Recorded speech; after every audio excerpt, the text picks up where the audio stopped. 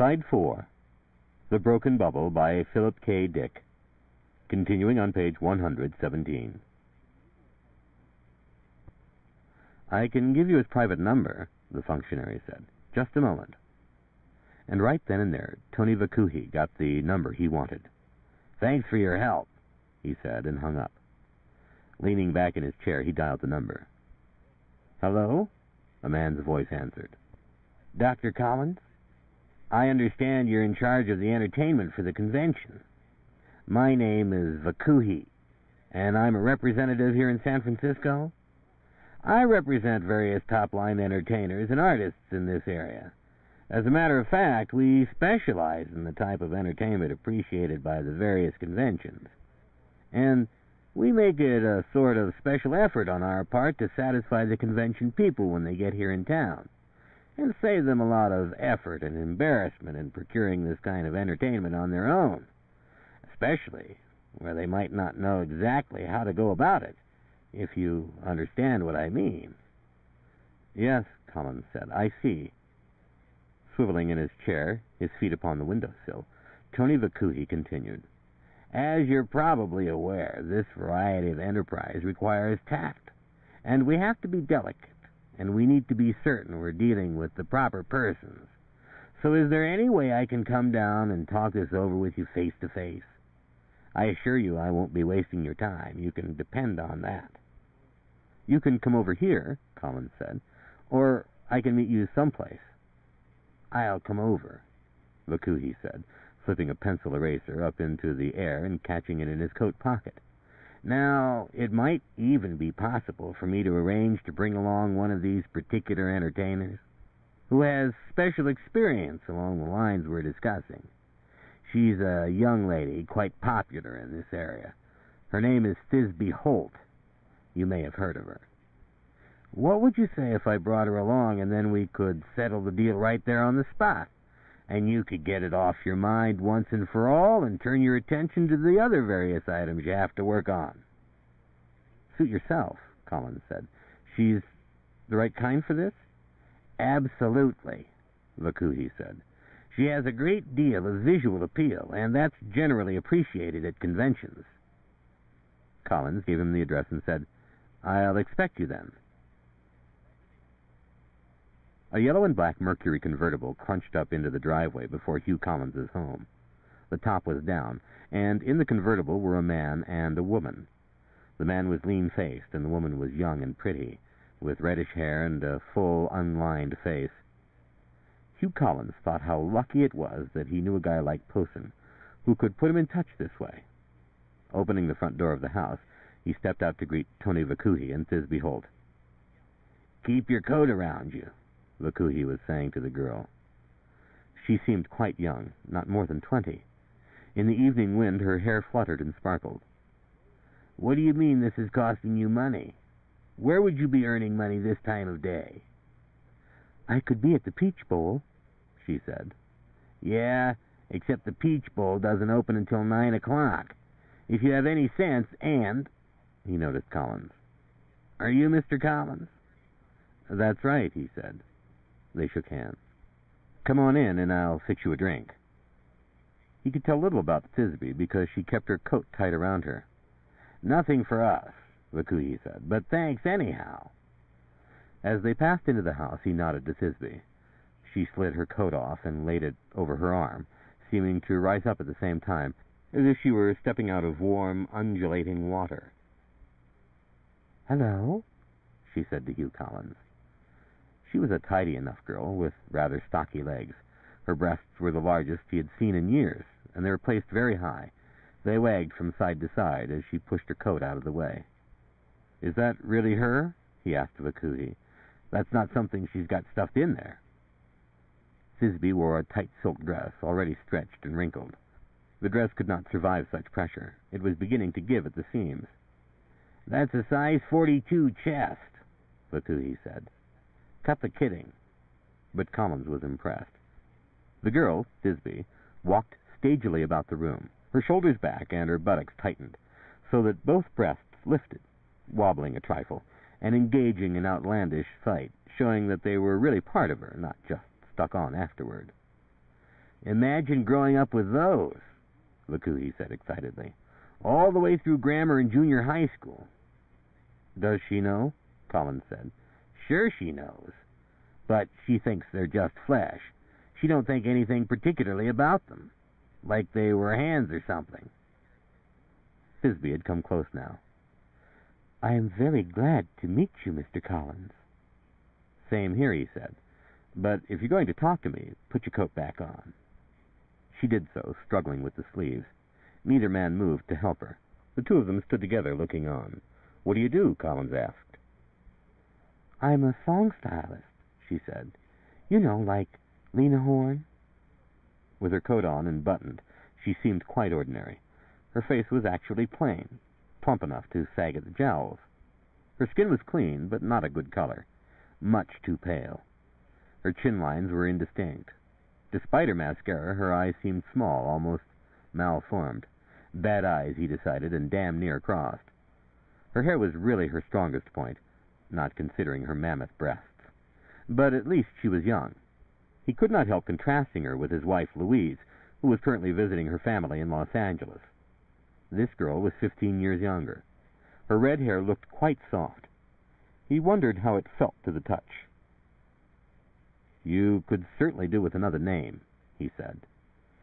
She leered at him, a frightful smile made up of jagged teeth and white, expanded gums. Never, he decided, would she get anywhere, chest or no chest. She had a gross, aggressive quality, or lack of quality, as if she were physically shoving herself forward, wiggling, pushing, trying to get just one more step up. He felt oppressed by her. Still, she did have an overabundant visual appeal, and in a hotel room, among 10 or 11 men, she would be a sensation. Just exactly what he needed for the show after and above the public entertainment.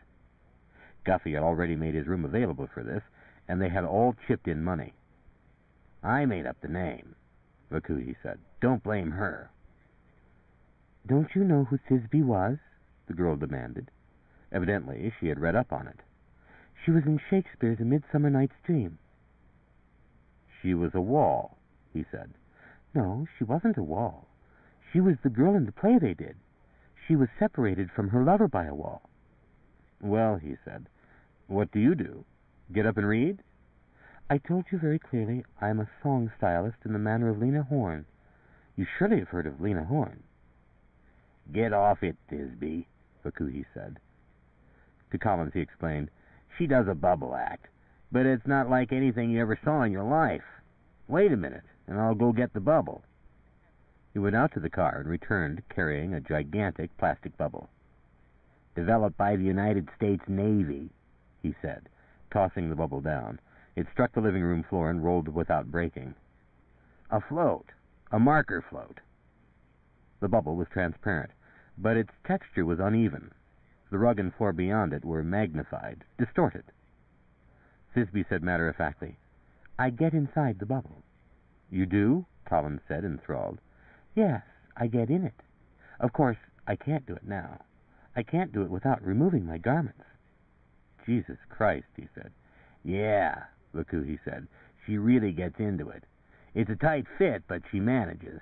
There's this aperture. He showed Collins how a section of the bubble could be twisted loose. It didn't come that way originally. We altered it for her. She crawls into the bubble with nothing on. He led Collins off where Thisbe could not hear. And then they sort of boot her around. You get me? He gave the empty bubble a shove with his foot, and the bubble rolled across the living room, striking the far wall. Like that. Only she's in it. She turns with it on account of it's so tight in there. How does she breathe? He asked. Oh, there's a bunch of tiny holes. You think you could use this for your entertainment program? Yes, he said, I certainly can. Thisbe said, but you guys have to be careful and not kick the bubble too hard. Sometimes I'm black and blue for weeks afterward, after a lot of you convention guys have kicked me around.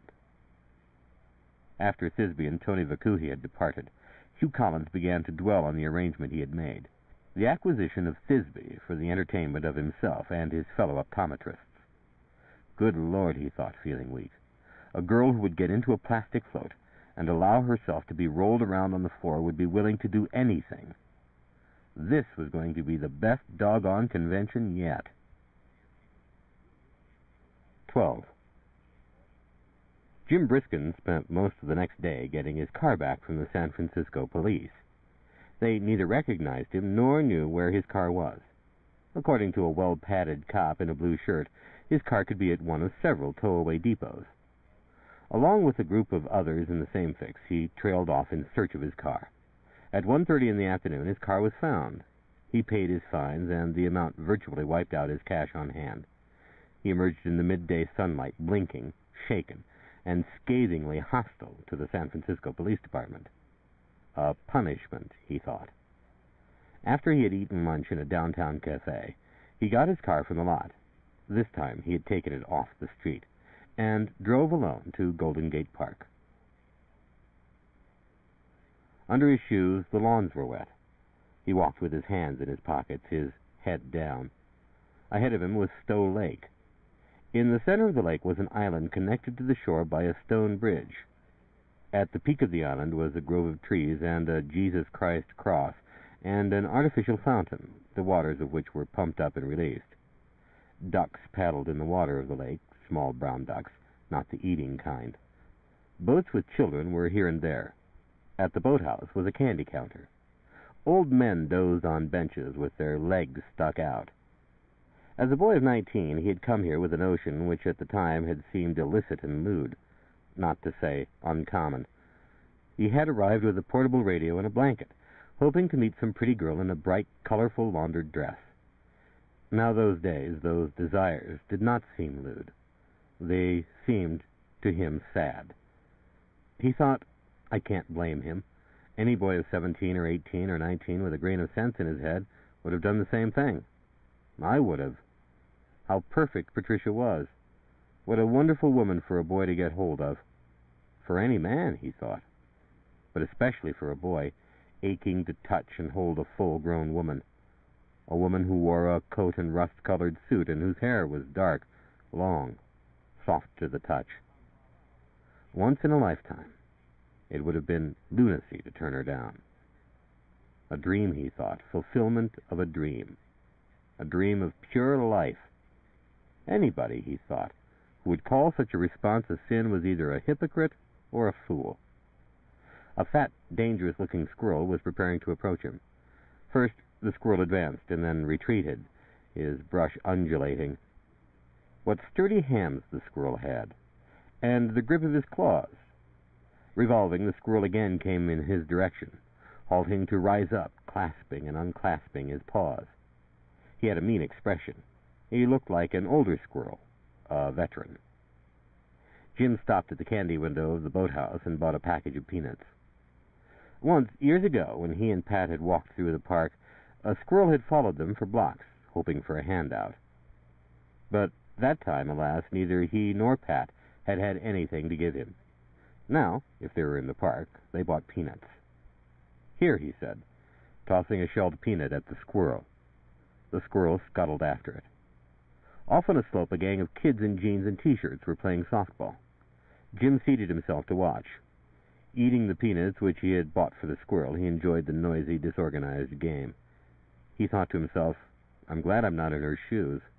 I'm glad Rachel isn't after me. A baseball rolled across the grass and stopped at his foot. One of the kids cupped his hands and yelled. Jim picked up the baseball and tossed it. The ball fell short. Christ, he thought, he could not even do that.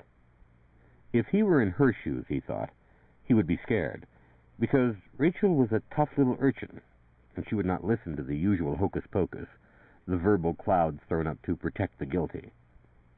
She knew Pat was guilty. She knew how her husband's mind worked, how it had to work under the circumstances. He thought of Jim Briskin, the 19-year-old kid back in the early days, the kid mooning along the path by Stowe Lake. His head was too big, too heavy, and his arms flapped foolishly. He was altogether a dopey kid. He was not good in sports, and his complexion was only fair. Like Art and Rachael, he had a tendency to stammer, and when it came to girls, well, the truth of the matter was that at 19 he had never done more than put his arm around a pretty, bouncy-haired high school girl in skirt and blouse. Once at a dance, a girl had kissed him. Once. And what a once that had been. He had talked a girl, what was her name, into sliding off her shirt long enough for him to see that it was true. It was all true. What they said was so. The source of immortality on earth, the source of everything warm and good and important in life, was somewhere inside a girl's blouse, if the girl was fresh and pretty and as shy as that girl. But he did not count that. He still thought of himself as not having done more than walk a girl to the show and put his arm around her when the lights were down. The reaching into the girl's blouse did not belong to him because he had gotten nothing. He had gained nothing permanent. For that, he realized, for that kind of moment to mean something, the woman had to be completely taken over. It was nothing to peek, to touch, to be present. That was a mockery. That was pain the like of which he had never again experienced. At 19, he had strolled around Stowe Lake, hoping plaintively. He had strolled literally for months, in all varieties of weather, and one afternoon on a cloudy day about 4 o'clock, he had come upon a girl and a man waxing a diminutive foreign car. The car was parked out of the sunlight, what little there was, and the two of them were working vigorously, both of them perspiring, both in cotton shorts and heavy gray sweaters. As he passed, the girl had smiled at him, and he had said, "A lot of work." "You want to help?" the man said. So he took a chamois rag and helped. When the car, a French Renault, was shiny and the rags and wax cans were put away, the two of them invited him to come along with them and have a drink. They were a young married couple with a 6-month-old baby. They lived in a housing development, and the man was an engineering student at Cal. They lived in Berkeley. So did he. And he hung around them, off and on, for almost a year. Then the husband, who it developed was queer, disappeared with a queer friend, leaving his wife and baby. And with her, Jim Briskin had a long, involved, deeply experienced affair, his first affair, until all at once the husband came back, beating his chest with remorse, and the family reformed. Now, walking along, he smiled to himself. The illusions of youth. Joanne, her name was Joanne Pike, was about the sweetest, most considerate girl he had run across. She had never understood what ailed her husband, and when he returned, she simply wrote the interval off and made up with him. And he thought Rachel probably would make up with Art. But she would not make up with Pat, and he thought perhaps she really would seek her out and do her harm. At that thought, he felt a slow, dreadful coldness grow inside him. Among all the people in the world, Pat was the most precious to him, and he wondered if he was supposed to protect her from Rachel. He wanted to take care of her, protect her, and be responsible for her. Even last night. Even at the time when he had sat on the edge of the bed listening to her as she lay stretched out in her nylon slip, looking down at her and hearing her account of what she had done and why, hearing how she had gone to bed with somebody else. What a mess it was. But they were in it now. They were in it to stay. 13. At 3:30 in the afternoon, Art Emanuel, in a sport coat and pastel slacks, his shoes shined, his hair oiled and combed, entered the McLaughlin building. He pressed the elevator button. With rumblings and clankings, the elevator, the iron trap of scrollwork and springs and cables, descended to the lobby. 3 men and a woman, in business suits, stepped off and went past him, out of the building. He entered the elevator, started it up, and ascended to the top floor. Ahead of him was the barren, unpainted hallway. To his left was the high-ceilinged front office of the station, and at her desk, Pat sat typing. Her hair was tied back in braids. She wore a jacket and a blouse with buttons running up the middle. "Hi," he said. Startled, she stopped typing. "Hello?" On her face was an expression of fear. "I thought I'd drop by," he said.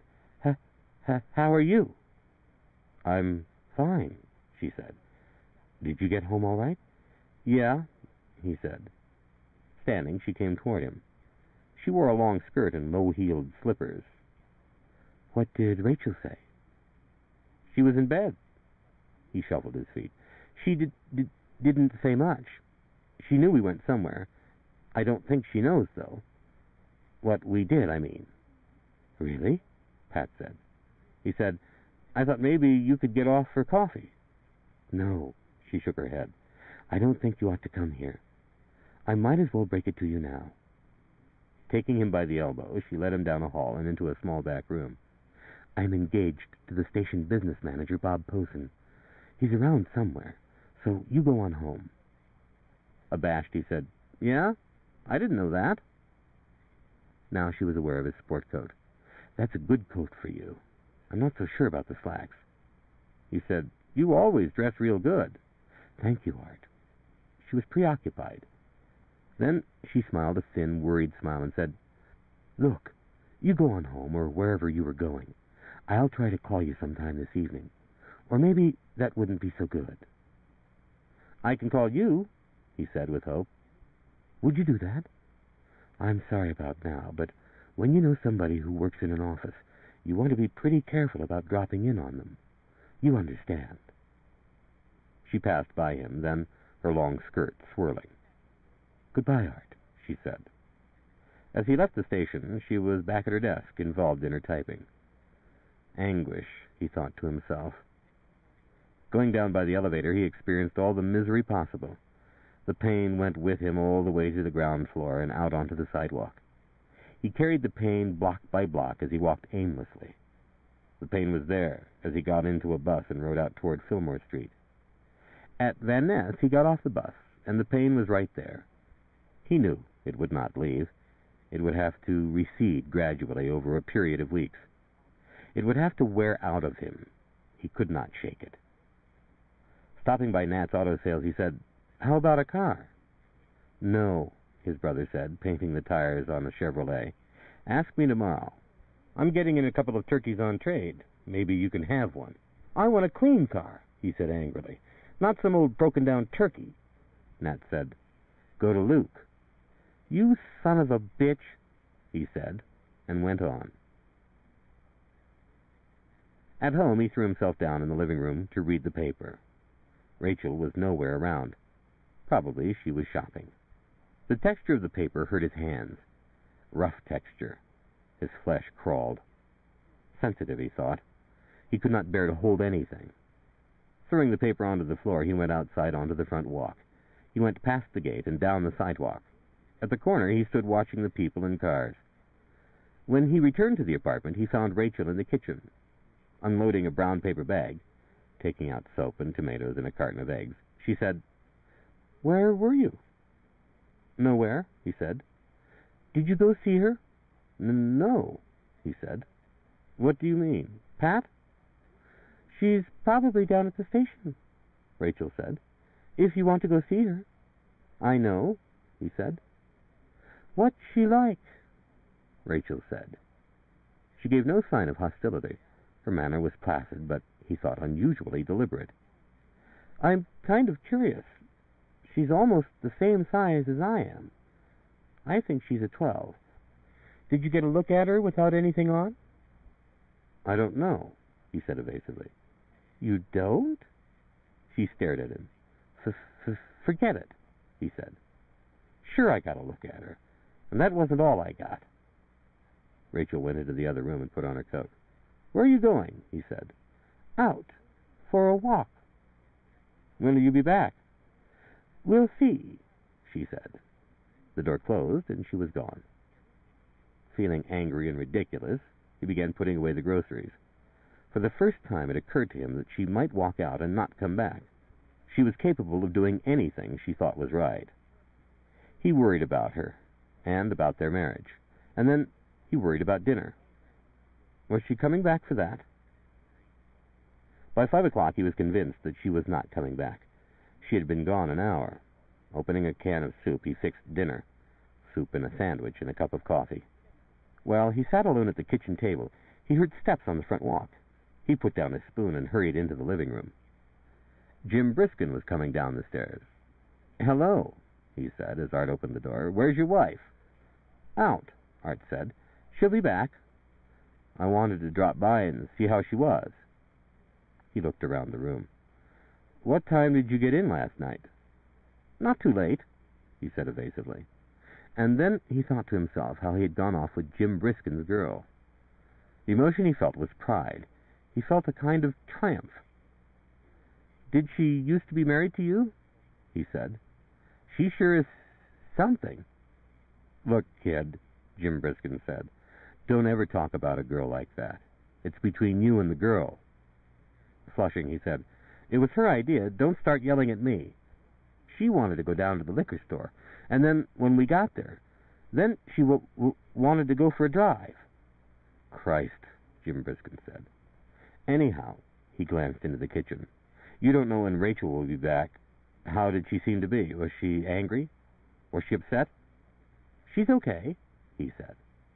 "What are you going to do next?" Jim said. Then he said, "It doesn't matter. When Rachel comes in, tell her I was by. If I don't hear from her, I'll be around again." "You're pretty sore," Art said, "aren't you?" "I'm not sore," he said. "I'm just trying to keep something worse from happening." Now he felt embarrassed. "She wanted to go there," he said. "Where, to her place?" Jim nodded. "I know. I saw her afterwards. I got the whole story. She must have had a hell of a hangover this morning." "I saw her around 4, Art said. "She seemed okay then. She acted like she felt okay." "You went by the station?" Opening the door, Jim started up the stairs. "She's real cool looking," Art said. "Yes." He halted. "She's at least that. What are your plans? You going to give up your wife and baby and start hanging around her?" "I don't know," Art muttered. "I'm supposed to call her. She said for me to." "She was pretty damn drunk last night." "I know." Jim said, "Let me tell you something. Not for your own good, for mine. I was married to her 3 years. I'm still in love with her. All you know is that she's attractive, and last night she was available. I doubt if she'll be available again very soon, either to you or me or anybody else. That was once in a million. You were handy. It's your good fortune." He saw the torment on the boy's face. Coming back into the room, he closed the door after him. It was Rachel that he wanted to talk to, but now he was here and talking to Art. So he said, "Don't press your luck. Just write it off as a break and be glad. I was walking around the park today thinking how much I would have given when I was your age for something like that to happen to me. But if you expect it to happen again, you're just tormenting yourself. Believe me, I'm not kidding you. She can cause you a lot of suffering." "Yeah," Art said, and the expression remained on his face. "The acute suffering, more acute than any other kind of pain." "Be glad," Jim said. Sure," Art said violently. "Wait till you're in love with her," he said, his own pain rising. "You think you're bad off now.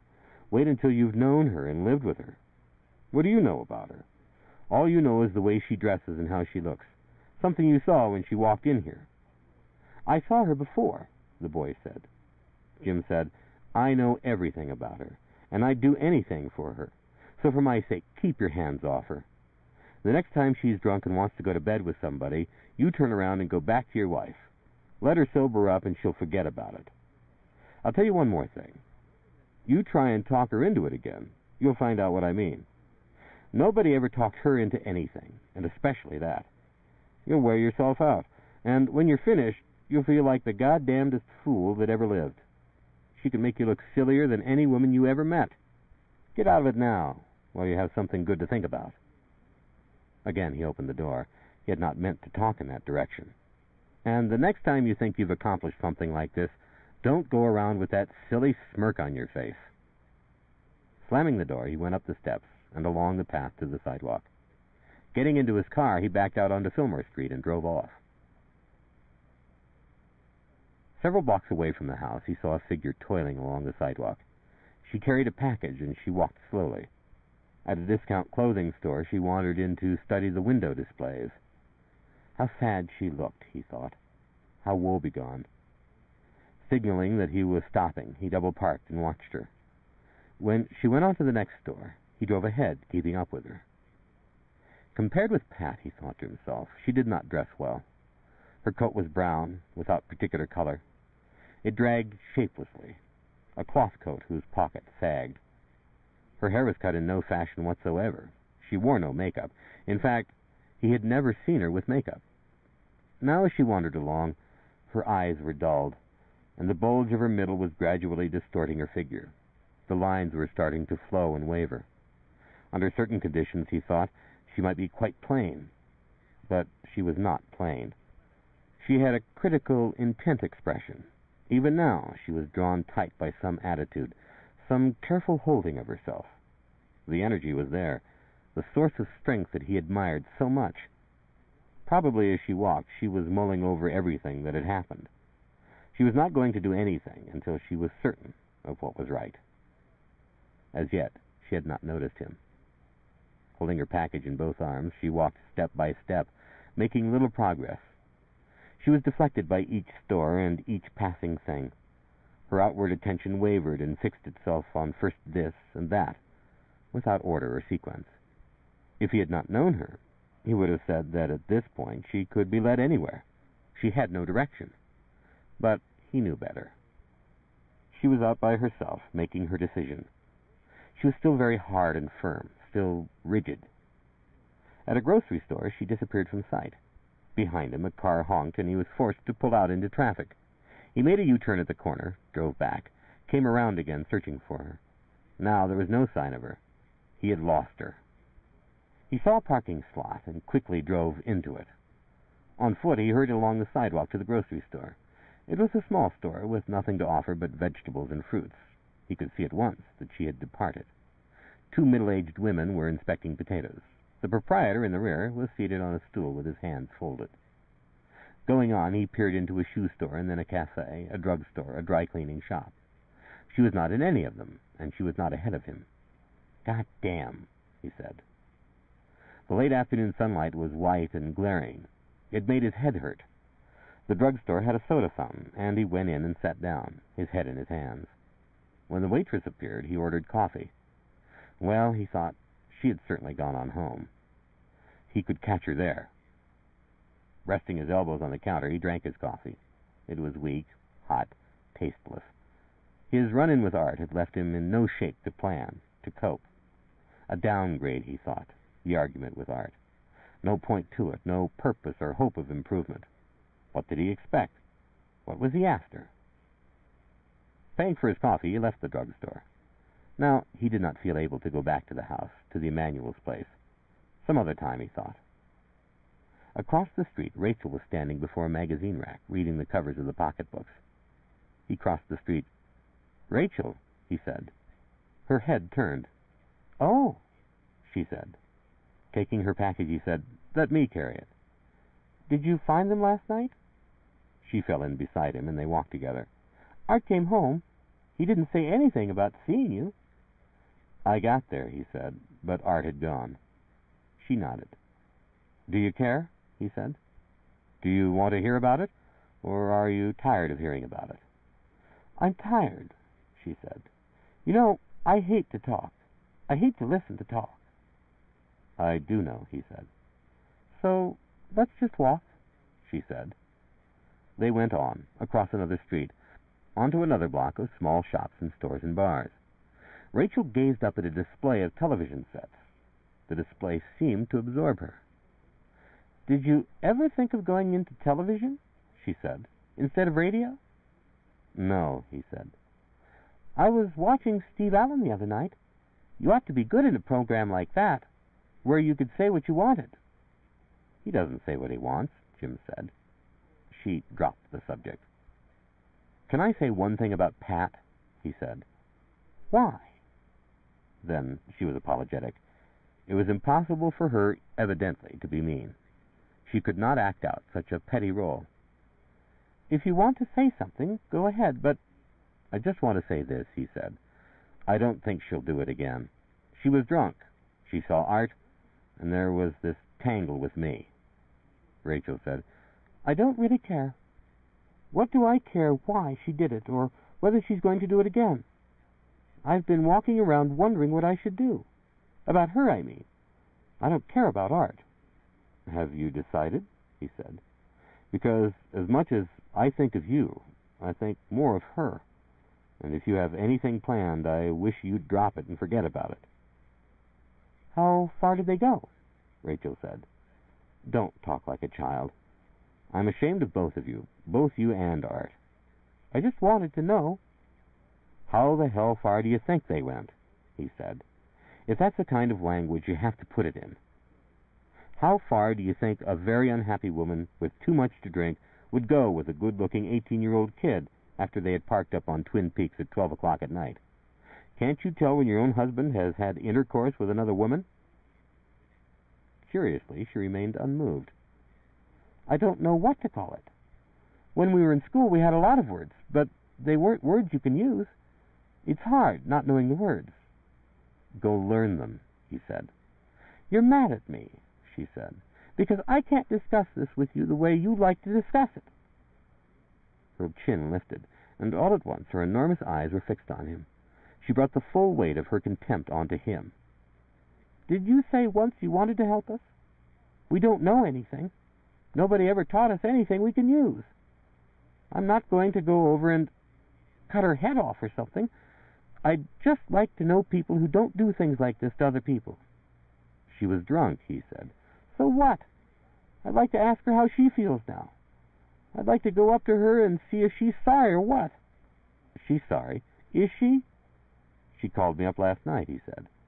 She was wailing and sobbing. She knew she did something wrong. They had walked almost back to the house. Ahead of them was the fence and gate. Now Rachel stopped. What if I didn't go back? She said. That would be a mistake. I'm not going back. What then? He said. Are you going to your family's and stay there a while? Get a divorce? Never forgive him? I saw that in a movie, Rachel said. And you know what you think of movies. All right, she said. I'll go back. She took her package from him. Would you come inside with me? Sure, he said. They walked up the path and down the steps to the basement door. The apartment was empty, and on the table was a note from Art. Holding her package, Rachel read the note. He went out, she said. He says Grimmelman called and they're over at the loft. I guess you don't know Grimmelman. Do you believe him? He said. You suppose it's true? She tossed her package onto the couch. No, I'm going to fix dinner. You can stay if you want. She went into the kitchen, and soon he heard the sounds of water running in the sink, the clatter of pans. Can I help? He said. On her face was a hopeless look. I didn't get any meat. Let me get it. He led her to a chair and sat her down. I'll be back in a minute. He left the apartment and went up the street to a meat market. The market was about to close, and nobody was waiting at the counter. He bought a New York cut steak, fidgeted while the butcher wrapped it, and then carried it back to the apartment. How's this? He said, unwrapping the steak before her. She accepted it gingerly. I never saw this cut before. It isn't sirloin, is it? No, he said. I thought it might cheer you up. You ought to eat more. Going into the kitchen with the steak, she started to take down the frying pan. Should I fry it? Broil it, he said. It's too tender to fry. Will you stay with me? She said. I'd like to, he said. What about afterwards? She said. After dinner? He ought to be back. Suppose he isn't. Would you stay until he comes back? I don't know, he said. I don't see how I can. Rachel said, I lived with my family until Art and I, ran off to Santa Rosa. Last night when you left here, I felt very bad. I'm not used to being alone. You always struck me as being independent. Maybe we could go to a show. No, he said. I can't take you to a show, Rachel. I'll eat dinner with you, and then I have to leave. What'll I do? She said. He said, I've been in this spot for years. When Pat and I separated, I thought I'd go crazy. For a couple of weeks, I didn't know what I was doing. It's something you have to live through. And you probably won't have to. I think he'll be back. But if he doesn't come back, you'll have to stand it alone. Isn't that right? You're about the only person I'd say this to outright. It's the idea of him over there, she said. I know it is. But for a year now, she's been going around with Bob Posen, and I've gone to bed every night with that on my mind. Is this the way it turns out? Not always. Putting on the burners in the oven, she set the steak under them. Rachel, he said, if he is there, and I went over and got him, that wouldn't solve it. And you were the one last night who saw that. You were the first one to see that." She said, "I want to go to the show. If you won't take me, I'll go alone. Or I'll go up to Dodo's, and when I see one of the kids or even somebody I don't know, I'll get him to take me." With her back to him, she said, "So, please take me." "Would you do that?" he said. He knew she would. "Take me to that movie about the whale. We have a jar full of nickels and dimes. We're saving up. What's it called?" "Moby Dick." "It's from some book. I read it in an English class. We read a lot of old books. It's supposed to be a pretty good movie, isn't it?" "Yes," he said. "And then maybe we could go somewhere else." She put on water for the vegetables. "I want you to stay with me," she said. "In January, I'm going to have my baby, and I have to be able to count on something. You brought her here, and you know you're in this. I've been thinking it over, and I'm not kidding. If he's gone, you have to take care of me. Have you ever heard of a thing like that? But it doesn't make any difference. You have to. I have a lot of respect for you. I don't even feel bad about this. There isn't anything else I can do. What would you do if you were me?" "I don't know," he said. "This will be very practical," she said. "You came here originally and said you wanted to help me." "I meant both of you," he said. "All right." Her voice was reasonable, measured. "You helped Art. Now, you can help me. You gave him what he wanted. Now, see to it that I have enough money and a place to live and something to do. Maybe this sounds wrong." "No," he said, "just ruthless." "You got yourself into this," she said. He could not help admiring her. She was certainly brave. She had worked out the best solution she could think of. She did not give up or break down into self-pity or sentimentality.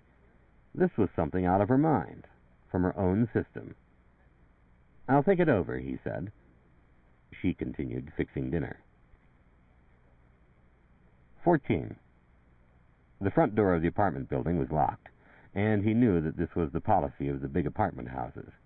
He also knew that there was a back entrance by which the women took wash down to the lines. Going around to the rear of the building, he saw the lines, the recessed garages. A flight of spindly wooden stairs led up to a door, and, as he had expected, the door was not locked. A housewife had blocked it open with a rolled-up copy of Life magazine. He entered the building and went along the carpeted halls until he came to her door. Without hesitation, he knocked. "Who is it?" Patricia said from inside the apartment. "Just a minute." "It's Art," he said. The door flew open. "What?" she said. She had on a heavy cord robe. She'd been taking a bath. Her hair was tied up in a turban, and her cheeks were dark, glowing.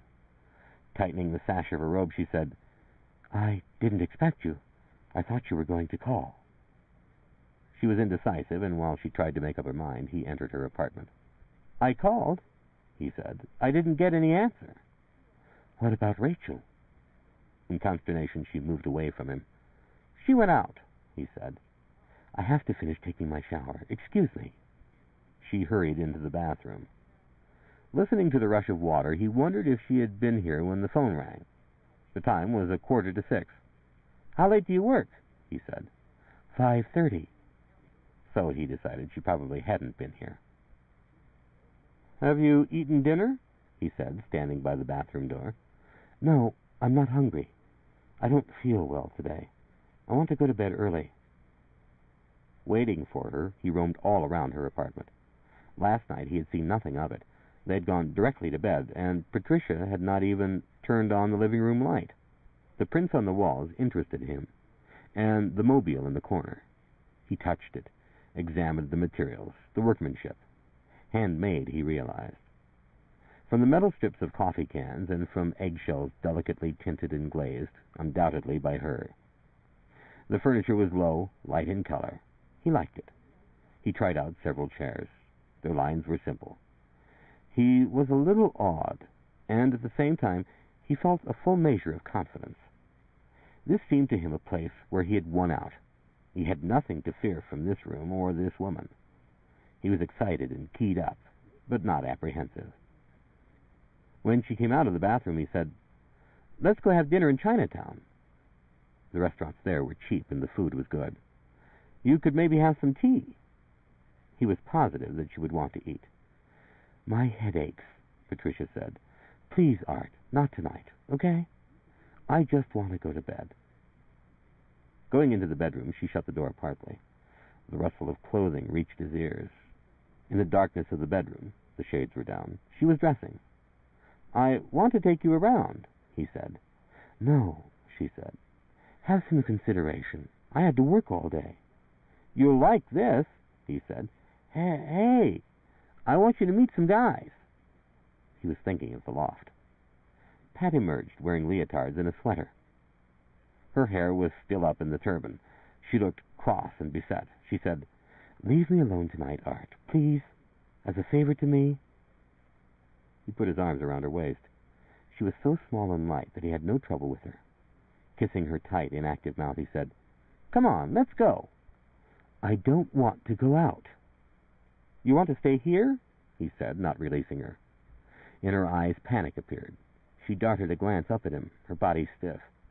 If he let her go now, she would talk and keep away from him, and in the end he would be maneuvered step by step out of the apartment. She was on the verge of some quick flight, but as long as he held on to her, she was afraid. She was too close to him to do anything. If you expect to take me out, she said between her teeth, you have to dress better than that. I look okay, he said. You look like a drugstore delinquent. Too bad, he said, enduring. I'll go out with you tomorrow night, I promise. No, he said. Maybe I can't get away tomorrow night. His arm around her, he reached to pull down the shades in the living room. You feel like dancing? He said. He turned on the console radio and tuned in dance music. Still resisting, she said, I'm no good at dancing. I hate dancing. You wouldn't want to dance with me. Suddenly, she broke away. Before she had gone a step, he grabbed her. She fought, straining and twisting, and then gave up. I have nobody to blame, she said faintly, but myself. He waited by the door to the hall while she got her coat and purse. After they had eaten dinner, they remained in the curtained booth. The Chinese waiter cleared the dishes away and brought a fresh enamel pot of tea. Beyond the curtains, customers and waiters stirred and made sounds. Art listened amiably. Across from him, Patricia seemed restive. Now pensive, she lit a cigarette with her lighter and said, I always liked Chinatown, but you shouldn't have brought me here. Why? He said. You shouldn't try to take me anywhere, Art. She smiled. You have a crush on me, don't you? But I'm too old. One of these days, Bob and I'll be married. I thought you were Jim Briskin's girl, he said, not able to understand. She said, I'm his ex-wife. But you were going around with him. What a special world you kids live in, Patricia said. Dates, going steady. Do you feel you're dating me now, is that it? Taking me out to dinner, holding doors open for me? When you take me home, are you going to kiss me goodnight? Or have we passed that? It seems a little misplaced. I think you're pretty swell, he said. You know, I mean, the way you dress and look. Yes, she said, I know, Art. After an interval, she said, you kids are almost, what do I want to say, archaic. So sort of formal and stilted, old-fashioned. And they say you're wild beasts. It's not true. You're courtly. Do you realize that? I suppose I like that. Last night it was fresh for me because of your preparations. You had to say this and go through that, each step of the way. It took so long you almost drove me crazy, but it was worth it, I thought. It made a lot of difference, starting over again like that, as if neither of us had ever done such a thing before. She tapped her cigarette on the rim of her empty cup. If you were a kid, he said, in school, you know, you would be the best looking. Your hair so nice. He meant by that she was beautifully built. He thought her body was fabulous, but he could not conceive of saying it. I think that's what I responded to, she said. You were conscious of a lot of little things. You seemed to notice not just one thing, but all the different things about me. But you have so much to learn, For instance, she glanced up, never tell a woman any part of her is large, her hands or her legs or her bosom, and, for heaven's sake, remember that you can injure a woman if you go too fast, especially a woman who's, she raised an eyebrow, let's say, small. What I mean to say is, at that point, go slow. Let her decide. Sometimes she can't relax. She stays constricted. He said, gazing down at his hands. Rachel was like that to start. It took a week. A lot of times. If I were a man, Pat said, I'd go after her. What do you see in somebody like me? I can't give you anything she can't. Don't you really see her? I just don't understand. Maybe it's because you have her, and you know you have her. I'd like to give her some clothes. I think she could wear them. She needs clothes, but you can't buy them now. Not on what you make. He nodded. Pat said, There's nothing for you here. Don't get a crush on me. I'm not worth it. And, anyhow, we can't do that again. That's what Jim Briskin said, he said, opposing the words, the statement of it. What did he say? He said it was because you were drunk. It's true, she said. When did you see him? He came over tonight. How did he act? Art said, He wanted to talk to Rachel. Yes, she said. I expect so. He's very responsible, Art. He's concerned about you and her and about me. He said not to try to take you around. He said you would cause me a lot of suffering. He's right, Art. I will. He's just jealous. No, she said. He knows what he's saying. He knows me. In some ways, he's like a child. He has an irrational streak. He gets excited and he acts on impulse. He gets carried away, especially if he thinks it's his duty. But he has perspective. I don't think it's only jealousy. She put out her cigarette. Getting to his feet, Art said, Hey, let's go. I want you to meet this guy. He has this place with a bunch of maps and papers. It's our organization. We have a horse, a Nazi car. Do you want to take me there? She said, seated, gazing up at him. Sure, he said. All right, Art, if you want to. She arose. He held her chair awkwardly. What does your organization do? It's sort of revolutionary, he said, finding money to go with the check. Really? Again, she was lost in thought. When I was a kid, I was a socialist. A Shavian socialist. Did you ever read Man and Superman? Any of Shaw? No, he said, pushing the curtain back and leaving the booth. She walked slowly, her coat over her shoulders. 3 men, seated at a table, studied her, and one of them made a remark and whistled. In a flurry of clumsiness, he paid the bill at the front cash register and started out onto the street. Pat came after him, expressionless. She did not seem to have noticed the men. But, he thought, he certainly had. The path that led to the stairs was littered with debris. He kicked at the bottles and paper rubbish, saying, This sure is run down around here. Can you get by? The sun had set. Darkness was appearing. Since she did not answer, he assumed she could. He started up the stairs to the metal door. Behind him, she had halted to reach into her shoe. Then she came on. He's up there, Art said. The metal door opened a crack. Who's that? Grimmelman demanded in his shrill voice. It's me, he said. Hey, I got someone with me. A blinding light shone in his face. Grimmelman had lit his carbide lamp and was swinging it out above the stairwell. Emmanuel? Step up. Identify your companion. Annoyed, he said, Open the door. With reluctance, Grimmelman admitted him. Is that Rachel? What's your motive in bringing her here? You've been informed. No, he said. It's somebody else. The door was open, and now Pat entered the loft. Her arms folded, she walked up to Grimmelman and said, Are you Art's revolutionary friend? This is a classified area, Grimmelman said. Her lips moved. Without a word, she passed Grimmelman to examine the maps mounted on the wall. Making no sound, she traveled the length of the loft, inspecting the papers and books and reports and heaps of information on the tables. Grimmelman, shivering with displeasure, said, You're not permitted to handle that material. To Art he said, Who is she? Is this authorized? Pat said, This is an SWP paper, isn't it? She held up a newspaper with heavy black banners. During the war, I knew a boy in the SWP. Are you politically active? Grimmelman demanded. Tossing down the paper, she walked toward him. No. Should I be? She cleared papers and books from a chair and seated herself. You know what you remind me of? The French students after the war, living in Paris on bread and margarine. Kids who were in the resistance in their teens. Grimmelman said, Were you in France? For a few months in 1948, on a scholarship. What was it like? They were very poor. What's all this for up here? Are you part of an organized group? Art said, He's going to overthrow the existing order.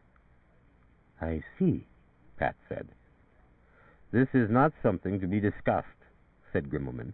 If you were affiliated with the SWP, you probably have contacts with elements hostile to us. He busied himself with papers. He ignored her. It was clear that he disapproved of her. He was not going to talk to her. Art said, Look at this. He showed her the M1 rifle. As always, it was oiled and shiny. I see, she said without taking it. Don't show her those, Grimmelman said. Ah, hell, Art said, exasperated. What do you think she's going to do? I told you she's okay. I know her. He pushed the M1 rifle at Pat, wanting her to take it, but she did not. Baffled, he returned it to its wall rack. From one of the work tables, Pat took a book, opened it, and then put it aside. His back to the two of them, Grimmelman shuffled the papers. He carried the papers to a map in the corner and transferred information from the papers to the map. Except for the wheezing and scratching of Grimmelman, the room was quiet. Let's go, Art said. She remained seated, and he thought that she did not intend to leave. But then, almost as an afterthought, she arose and walked toward the door. What time is it? She said to him as she started down the stairs. Neither she nor Grimmelman said goodbye. At the map, Grimmelman devoted himself to his papers, his shoulders hunched, his nose bent and twitching. He snuffled, lifted his head to rub his cheek with the back of his hand. Seeing them leave, he whinnied, a half laugh, as Art closed the door. Grimmelman started over to lock it. Pat had already reached the path and was starting cautiously in the direction of the street. Art said, That's sure strange up there. He takes it seriously, doesn't he? Pat said. How old is he? He's older than the rest of you. I don't know, he said, wishing to forget the whole business. Pat said, It smells stale, like food. Does he eat and sleep up there? Yeah, Art mumbled. What's he do for a living? Works at the cannery, I guess, during the fall. How did you run into somebody like that? She stood at the sidewalk by the car. He used to hang around Dodo's, Art said. He's a crank. He must have put a lot of money into those books. Getting into the car, she said, Do you want to drive? Is there somewhere you want to take me? At the wheel, he said, How'd you like to see the horch? Whatever you want. It's real rare, he said. You never saw one like it. As they drove along the dark street, he said, Maybe you don't care. She repeated, Whatever you want. She sounded indifferent, as if it was all the same to her. To him, she sounded far off. On both sides of the car, industrial installations and warehouses passed. Streetlights were few and far between. Once he saw a bus parked at an intersection. The driver, alone inside, was reading a magazine. No good, he decided. He turned right and headed back into town. When they crossed Columbus, Pat said, Are we going any place in particular? No, he said. Then why don't we stop over there? Ahead of them was a night spot. A green and blue neon sign whisked on and off. Cars and taxis were parked close by. An awning stretched from the door of the club to the curb. Several men in dinner jackets stood in the entrance. A woman in an evening gown and fur joined them. There? Art said. I'd like something to drink. I can't go in there. Pat said, Then let's stop somewhere else. Over in North Beach somewhere. No, he said. "They don't care how you dress in the North Beach places. I can't go in because I'm underage." "You haven't got anything you can show them?" He had only one piece of forged identification, a borrowed Air Force pass. It was too risky. If they asked for his driver's license or his Social Security card, he was sunk. "Let's just go home," he said, "to your place." "Then we're through going out?" He did not look at her, but he knew she was smiling. "It wasn't much of an evening," she said. Stretching her arm, she said, "I shouldn't go out on work days anyhow. I have to be up at 7 tomorrow." "You want to just drive?" he said. "No, I'd just as soon go home." And still he thought she was smiling. She was enjoying this. She was amused. "What does Rachel think of your revolutionary pal?" "Not much." "I don't think... What's his name?" "Likes girls." "No," he said. "Did he ever make any passes at you?" "No," he said. "There are a lot of them in San Francisco. Once Jim went around with a girl whose husband was queer. He had an affair with her. That's what he said, anyhow. That was years ago." He grunted. "Sex is mysterious," Pat said presently. "Sometimes I think it isn't an instinct. It's what you're accustomed to or what you think you should want, or something you haven't ever had and you wonder how it would be. There's a certain element of illicitness in it, the concealed, the denied, something you're not supposed to have. The ads hint. They never say exactly. They build it up with mentions and elusive words, like the lyrics in pop tunes. When I was in my teens, we were still listening to Glenn Miller. I remember during the war. We used to get our Benny Goodman and Glenn Miller records together, 6 or 7 of us, and we'd play the records and lie around on the floor. Frank Sinatra." She laughed. "I remember Frankie, on the hit parade. He and B. Wayne. I've got spurs that jingle, jangle, jingle." She began to hum. "That was... When was that?" 1943, I guess." He said nothing. "That was when the Russians were our friends," she said. "When they stopped the Germans at Stalingrad." Rolling down the car window, she rested her arm on the sill. Cold evening wind rushed in, mixing with the warm air from the heater. "When I was growing up," she said, "we sang all the different pop tunes. What was the first one?" "By Mirbis Duchesne." I was in grammar school. "And The Lambeth Walk." We actually believed the different lyrics. Do the kids believe them now?" "No," he said. "About June and the moon?" "No." "I remember one I always thought was beautiful. Do they ever play it anymore? I'll Build a Stairway to the Stars. I like that about the best. The stuff Jim plays on Club 17. I can't get used to Mitch Miller's Echo Chamber. It's so bloated. And the styles, you can't tell if it's a woman or a man, like Johnny Ray. And it's everything mixed together, Western and Negro jump and sweet sentimental, a mishmash." "Some aren't so bad," he said. "You listen to Club 17? "Yes, I think you said so. Until this last week." "Rachel likes it," he said. "Don't you think it's about the best kids' disc jockey program in the afternoon?" He nodded. "How about these ballrooms? Do you have to be 21 to get into them?" "No," he said. "Thinking about the old tunes makes me feel like dancing. But it's too late. Maybe some other time. I never could get Jim to go dancing. He's always so self-conscious. Did you used to have high school dances?" "Yes," he said. "Every week?" "Yes." "On Fridays?" "Yes." "Do the boys all line up on one side?" Ahead of them was the apartment building. He slowed the car, looking for a parking place. "Are we there?" Pat said. "Too bad." "Why?" She shrugged. "It's still early. I'd like to go somewhere and sit. And maybe listen to a small combo, nothing noisy. Just a rhythm and blues group. Or maybe some folk singer. Bob Posen and I were going to hear June Christie. She's in town. She used to be with Stan Kenton. Jim and I go to hear Kenton when he's in town," she added. "We used to, anyhow." He parked and turned off the motor. "Well," she said archly, "I guess that's that." "You sure change your mind," he said. "Do I?" Her nails tapped on the metal side of the car, a rhythmical drumming. "You know I can't take you to those places." "I wish you could." Opening the door, she stepped out onto the curb. When he came around, he found her strolling toward the door of the apartment house. She seemed animated, and he could not understand why.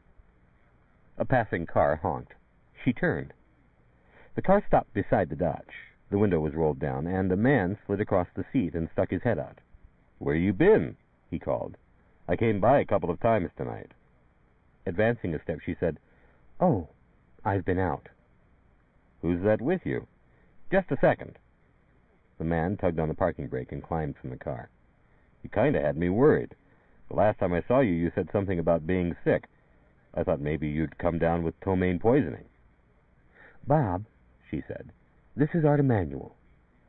The man stuck out his hand. Still addressing Pat, he said, "You know where I was all day?" "Talking to the Burgermeister beer people. They may take a full hour every night, the 11 to 12 spot. Wouldn't that be something?" Pat said, "Would it be pops or classical?" "Sort of semi. Boston pops and Morton Gould. Nothing too heavy." He raised an eyebrow. "You all beat out?" "No, not particularly." "Want to—" He gestured. She glanced at Art. Grimacing, Bob said, "How about Scobie's place? Ralph Sutton's there. We could drop by for an hour or so." "Good enough," she said. "Then it's a deal," Bob Posen said. To Art, Pat said, "You can't come along, can you?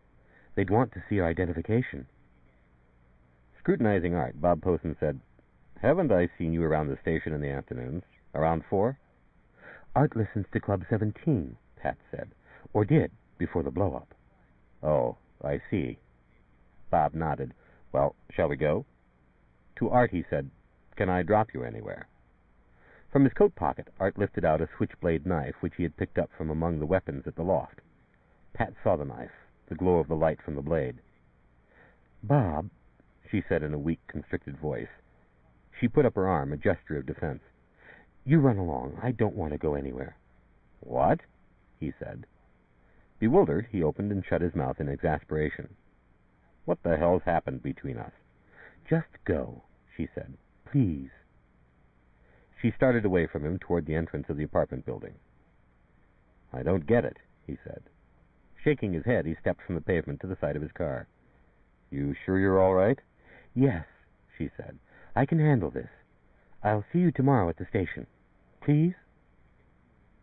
Still holding the knife, Art stepped after Bob Posen. He had never before carried a knife this big, and in the actions of the organization, a knife had not been a factor. Not knowing how close he had to be, he could not conceive of throwing it. He moved up to Posen and stood by him as the man opened his car door. The knife was hidden by the folds of his sport coat. In the doorway of the apartment building, Pat watched, her hand up to her face, her fingers spread apart. "Glad to have met you, boy," Bob Posen said sourly. "I'll probably see you again." Art said nothing. He did not know if he would be able to speak. His throat was choked, and he could hardly breathe. "Well," Posen said, "good night." He slammed the car door, moved over behind the wheel, and waved to Pat. "Good night," she said. Bob Posen drove off. Returning to her, Art said, "What do you want to do?" He closed up the knife and put it away in his pocket. The knife weighed down his coat on one side. The pocket bulged. "Nothing," Pat said weakly. "Let's go inside," he said. They went up the stairs to her apartment. When she had unlocked the door, she said, "What would you have done?" "I just wanted to get rid of him," he said. "Would you have done anything?" He closed the door after them. "I'm engaged to him," she said. "I'm going to marry him." "So what?" he said. "What do I care?" He walked away from her, feeling upset and angry. "What have I got myself into?" Pat said. Going into the kitchen, she stood by herself at the sink, her hands pressed together. She was pale, and her voice was thin and unsteady. "How about letting me stay here tonight?" he said. "I don't see how you can." "Why not?" She turned. "You're nuts. You're as bad as that queer pal of yours. How did I get mixed up with you? Christ." She put her hands over her face. "You nutty kid. I'd give anything if I hadn't gone there with Jim. But there's no use blaming him." "I just want to stay," he said. "What's the matter with that? How's that different from what we did?" "Look." She walked toward him and then over to a chair.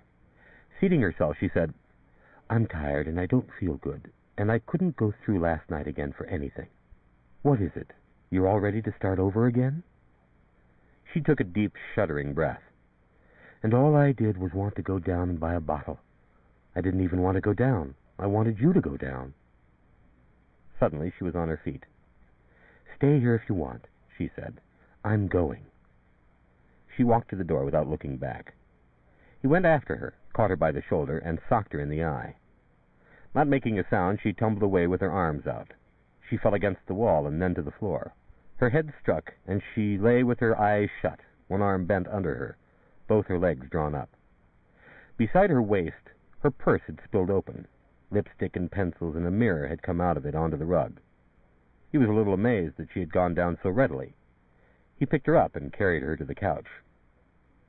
Her body was limp, and she did not stir. She was completely out. When he let go of her, she slumped forward. Her chin came to rest against her collarbone. Curls of dark hair fell across her forehead. The flesh near her eye was beginning to swell. She was going to have a shiner. Several times in his childhood, his dad had beaten up his mother. Once, she had worn a shiner for a week. Once, he remembered, as he stood by the couch looking down at Patricia, the police had been called in by neighbors. His parents had scrapped, month in, month out. It had been a part of his life. Stirring, Patricia moaned. Her hand came up. The fingers groped at her forehead, her eye. "Don't touch it," he said. Gradually, her eyes opened. They were glazed and empty. For a long time, she did not seem to see him. "What do you want?" he said. Still her eyes were unfocused. Her nose was beginning to run. He bent down and wiped it with his forefinger. Then he went to the kitchen and fixed a cold pack of ice cubes wrapped in a towel. Returning, he found her conscious. She was propped up, her hands to her face. "Oh, my God," she whispered, a quavery, almost inaudible voice. He sat down next to her and put the cold pack against her eye. Finally, she took hold of it. "Did you hit me?" she managed. "Yeah," he said. "You were taking off." Leaning back, she rested. Neither of them spoke. "Art," she said finally. "What?" he said. She put the ice pack down on the arm of the couch. "Art, you should never hit a woman." He said nothing. "Bring me a mirror," she said. "Will you? From the bathroom?" When he had brought the mirror, she examined her face. She touched herself, pressing at her eye. "It's going to be black," he said. She put down the mirror. "How could you hit a woman?" "You were leaving." "That's the first time anybody ever hit me," she said. "I can't believe it." She sat up, drawing away from him. "I just can't believe it. My God, Art, you hit me." Now she was staring at him. She continued to stare. Feeling uncomfortable, he got up and paced around the room. "I don't see how you could do it," she said. "I've never even seen anybody hit a woman. Can a thing like that happen?" Again she picked up the ice pack and held it to her eye. The incredulous waver remained in her voice as she said, "Could you really do that? Did you ever hit your wife? Do you beat her up?" "No," he said. "Oh, my God," she said. "My good God." 15. The alarm clock woke her. The bedroom, with its indistinct shapes, was gray with early morning light. She struggled up and found the alarm clock and shut it off. Her body ached, and all her muscles, all her joints were sore. Her ribs, she remained motionless, wincing, felt as if they were cracked and broken. Reaching down, she massaged her waist. Her skin was tender to the touch. The night, the whole night long, they had gone on, and then, as she pushed the covers away, she put her hand to her face and felt the hardened, swollen ring around her eye. Beside her, still asleep, Art Emanuel lay with his head buried in the covers. His blond hair, in the first sunlight, looked clean, bleached white, completely pure. She did not know how she could get up. For a long time she simply sat. She left her eye alone and tried not to think about it. At 8 o'clock she at last slid from the bed, put a robe around her, and went stiffly along the hall to the bathroom. Even the soles of her feet hurt. Her flesh was dry, brittle, unyielding. She was, she thought to herself, a kind of dried corn husk. In the bathroom mirror she inspected her eye.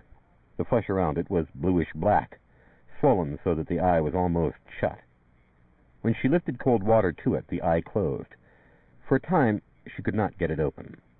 The eye burned furiously, and she thought, so that's how it feels. That's what it's like. Going to the station was out of the question. She wondered how long the discoloration and swelling would remain. 2 days? 3? And, in addition, the urgent, ceaseless sex had worn her out. Once, in her high school days, she and 2 other girls had hiked to the top of Mount Tamalpais. At the end of that hike, she had been tired, but she was more tired now. This was complete. This was absolute exhaustion. She fixed coffee. While the coffee heated, she lit a cigarette. By the time the coffee was ready, she felt better. She ate a little cottage cheese and dry toast, drank the coffee, and then washed the dishes.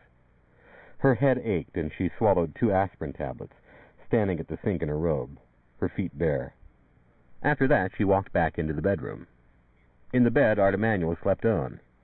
One arm was thrown out, the hand open, fingers trailing from the bed. His clothes, with her clothes, were piled upon the chair by the bed. He did not look tired at all, and she thought to herself, this is what she had talked about, this vitality. Now, she thought, she had it. Here, sleeping away in the bed, here it was. From the chair she took some of her clothes and started to dress, but she did not have the strength. The time was 8:30. She went into the living room and telephoned the station. "Hello?" she said. "This is Patricia." Ted Haynes said, "What is it, Patricia?" "I wonder if it would be all right if I didn't come in today." Her voice was a rasp. She did not have to force it. "I've got the flu or something. What do you think? I haven't missed any time so far this year." Ted Haynes outlined a long list of medicines to buy, told her to stay in bed until she was well, wished her good luck, and then hung up. Stay in bed, she thought. It was funny. It was really funny. Returning to the bedroom, she tossed her robe over the chair with the rest of the clothes, and then, lifting the covers back, got into bed beside the sleeping boy. In the half-light of the bedroom, she leaned above him, her elbows resting on the pillow, her face close to his. Her mouth brushed across him, and she brought her hands to the sides of his face. She lifted his head with her hands, gazing down at him. Presently, she pushed aside the covers and lowered herself onto him. She rested her body against his chest, his face, his legs and hips and feet. How warm he was. She felt his heart beating. It moved at her breasts, his heart deep inside him, stirring and awake. She heard him breathing. She put her ear to his chest and crouched there, listening, holding on to him. In that position, she dozed. Some time later, when the room was full of light, she was awakened by the pressure of his arms. His eyes were open, and he was grinning up at her. He had taken hold of her and was holding her in his grip, clutching her where she was sore, where she hurt the most. "Oh, no," she said. "We can't. We've had enough." "Sure," he said. She slid away from him, but he held on to her. "You ought to be exhausted," she said, marveling. "You ought to be dead." "Did you get up?" he said. "A little while ago. You were gone." "I ate breakfast." "Your eye looks awful." She said, "I can't go to work. I can't go outside like this." Sitting up, unfastening his fingers from her, she put her hand to her face, exploring the flesh by her nose, by her brow. "Is it going down?" "Some." "What can I do?" "Just wait," he said. "You never had a black eye?" "No." She lay back, her knees drawn up to keep him away. "Leave me alone," she said. The covers scratched her cheek. He was lifting them around her, covering her. That made her feel better. "Thanks," she said. "You still look okay," he said, "even with it." She said, "You remember when we were up on Twin Peaks? You said you loved me." "Yeah," he said. "Do you?" "Yeah," he said. "Sure I do." "Then how could you hit me?" She shifted to face him. "How can you do that to somebody you love? Don't ever do it again, Art. Promise me?" "You were leaving." "I was going out. I wasn't leaving." He said, "What was I supposed to do? Just stand there?" "And that knife, where did you get it? From that creepy pal of yours? You shouldn't be mixed up in things like that, Art. Don't you know that?" "That was the first time," he murmured. "Throw the damn thing away somewhere." "Okay," he said. "Will you do that? If you're going to go around with me, you can't do things like that. You know that, Art." He said nothing. Beside him, she waited. She listened. When he did not answer, she reached out her hand and placed it on his body. This was not so bad, surely. This was nothing to complain about. She lay in bed, and time passed. Hours went by.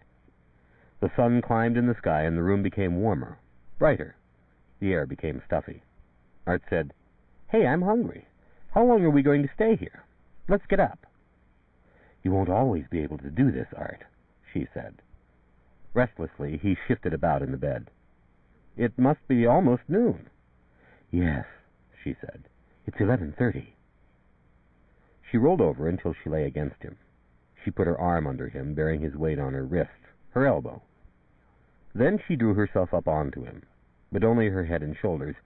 With her hand, she held him away from her. "No," she said. "I just want to look at you."